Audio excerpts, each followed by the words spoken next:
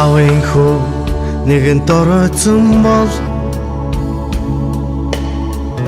аз жаргалтай үе олон битгий дурс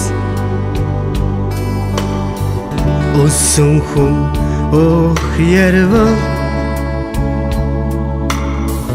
өөрийн биеийг тамалахын нэмэр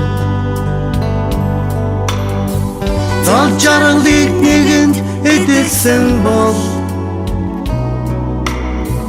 зовж явсан үе битгий март агшин төдийд жаргалынхаа үнийг мартвал амтгүй жаргал зовлон болж хувран зов жаргалыг нэгэнд эдэлсэн бол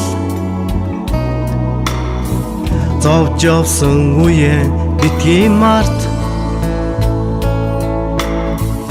агшин төдийд жаргалынхаа үнийг мартвал